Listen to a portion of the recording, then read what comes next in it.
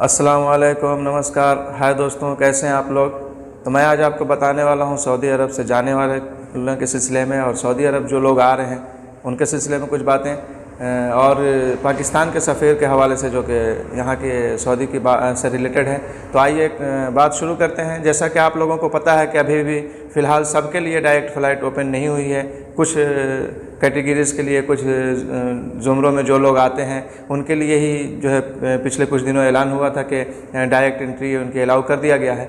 लेकिन बाकी और लोग जो हैं तो कहीं से वाया होकर ही आ रहे हैं। उस सिलसिले से ही एक भाई का सवाल था कि जो फॉर्म भरना होता है वो अगर से मेरी डायरेक्ट फ़्लाइट नहीं है, यानी कि कहीं से ट्रांजिट कर रहे हैं, तो वो किस फ़्लाइट का डिटेल्स जो है तो उसमें फार्म में भरेंगे। तो मैं आपको बताता चलूँ कि जैसे मान लिया आप किसी कंट्री से वाया होकर आ रहे हैं, वहाँ 14 दिन गुजारने के बाद आपको अगर से रियाद, दम्माम या जद्दा या किसी भी एयरपोर्ट पे आना है, यहाँ सऊदी अरब में आना है, लेकिन डायरेक्ट फ़्लाइट नहीं, आप किसी भी एयरपोर्ट से किसी भी कंट्री से जो है ट्रांजिट कर रहे हैं 2-3 घंटे का, 4 घंटे का, जितना भी वेटिंग है आपकी वहाँ पे, तो उस स्थिति में, उस सूरत हाल में आपको एयरपोर्ट पे एयरलाइंस की तरफ से 2 फार्म दिया जाता है। ये मुकीम रजिस्ट्रेशन से इसका लेना देना नहीं है। मुकीम रजिस्ट्रेशन तो ऑलरेडी आप 72 आवर्स, विथिन 72 आवर्स कर चुके होंगे।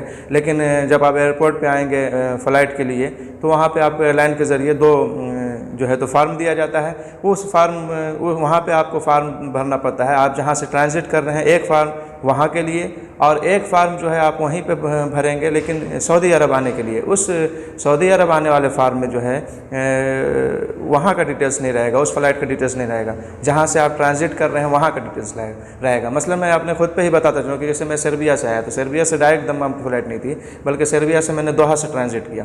तो वहाँ पे जो फार्म भरा वो दोहा के लिए वहाँ भरा, और उस फ्लाइट का डिटेल्स उसमें डाला जो कि सर्बिया से दोहा आ रही थी। लेकिन जो दम्माम आ रही थी वो दोहा से दम्माम आ रही थी, इसलिए दूसरे फार्म में जो मैंने डिटेल्स डाला, वो अकामा नंबर, मोबाइल नंबर वगैरह, इसके बाद जो है फ़्लाइट डिटेल्स में जो फ़्लाइट नंबर वगैरह डालना है, उसमें जो डाला है वो जहाँ से ट्रांजिट कर रहे हैं, यानी कि दोहा से दम्माम जो फ़्लाइट आ रही है उस फ़्लाइट का डिटेल्स डालना पड़ेगा आपको। उम्मीद है कि मैं सही तरीके से बता पाया, आपको क्लियर इस मामले में हो गया होगा कि कैसे करना है। इस एक भाई का सवाल था जो मैंने सोचा कि कंफर्म करता चलो। अब बात करते हैं सऊदी अरब से जाने के सिलसिले में। जैसे आप लोगों को पता है कि RT-PCR ज़रूरी है, तो लेकिन कहीं भी अप्रूव्ड हॉस्पिटल में RT-PCR ही कराएं, किसी से के चक्कर में ना पड़े, किसी से ले नहीं, इसलिए कि 2 नंबर भी हो सकता है। पिछले महीनों कुछ पकड़े गए थे लोग RT-PCR बेचते हुए, यानी कि गलत रॉन्ग जो है तो RT-PCR जो लोग दे रहे थे।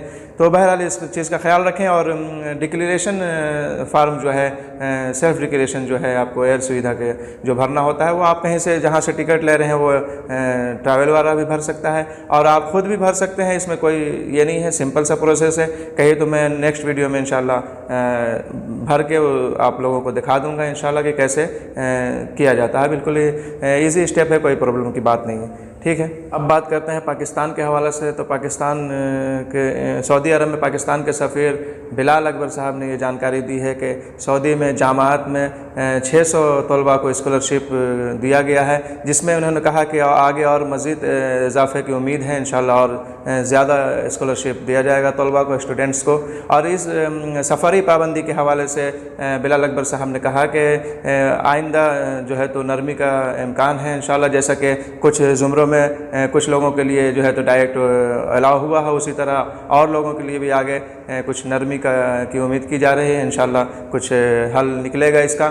और इसके हवाले से जिन लोगों का भी अकामा जो है वीज़ा अकामा ख़त्म हो गया है, उसके हवाले से सफ़ीर पाकिस्तान ने कहा कि उसके लिए जो है तो हम लोग उन लोगों का डेटा जमा कर रहे हैं जिन लोगों का जो है तो अकामा वगैरह खलास हो गया, ख़त्म हो गया है, एक्सपायर हो गया है, और वो लोग बेरोज़गार हैं, मुलाजमतें नहीं हैं उनके पास। तो उसके हवाले से हम लोग डेटा जमा कर रहे हैं, और यहाँ की कंपनियों से रवाबित कायम कर रहे हैं, बातें कर रहे हैं उन लोगों के लिए, उन लोगों को मुलाजमतें दिलवाने के लिए।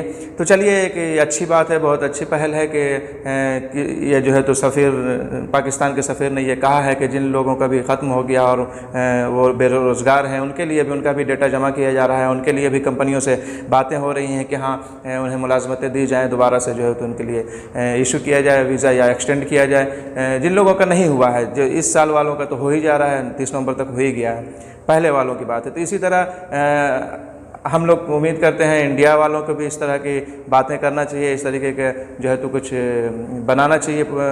ये कि चलिए भाई, जिन लोगों का अभी तक एक्सटेंड नहीं हुआ है या जो पिछले साल गए थे 2020 में गए थे, उन लोग बेरोज़गार हैं और जाके फंसे हुए हैं इस कोरोना के सफरी पाबंदी की वजह से, तो उनके लिए जो है तो कुछ कदम उठाना ज़रूरी है। उनके लिए कुछ कंपनियों से, जिस तरह इन्होंने कहा है, तो इंडियन सफ़ीर को भी, सफ़ीर हिंदुस्तान को भी इस तरीके का कुछ करना चाहिए कि उनका डेटा जमा किया जाए, उनके लिए जो है तो कंपनियों से मुलाजमतें देने के लिए कहा जाए। बहरहाल देखिए क्या होता है। अभी तो इंडिया के बारे में इस तरीके की कोई ख़बर नहीं है। बहरहाल चलिए, वीडियो अच्छी लगी हो तो लाइक करें, शेयर करें, अपना ख्याल रखें। मिलेंगे नेक्स्ट वीडियो में इंशाअल्लाह। खुदा हाफिज़, बाय।